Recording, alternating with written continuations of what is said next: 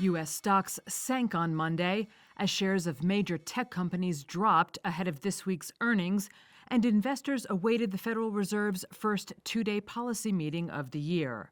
The Dow closed down more than 0.75%, the S&P slid 1.3%, and the Nasdaq plunged almost 2%. Liz Miller, president and founder of Summit Place Financial Advisors, says Monday's pullback comes after an unexpectedly strong start to the year. We're into the last couple days of the month, and it's been a very surprising January. We've seen not just double-digit moves off of the bottom, we've seen some stocks moving 20-30% in this month alone after the lows we saw in 2022.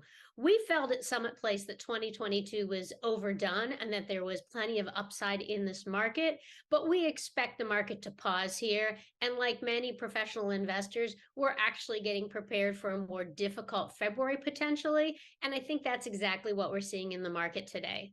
Shares of Apple, Amazon, and Google parent Alphabet, which are due to post results later in the week, all slumped.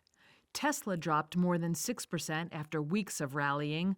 The stock came under pressure after Ford announced price cuts Monday on its popular Mustang Mach-E electric SUV, weeks after Tesla slashed prices up to 20% on its vehicles.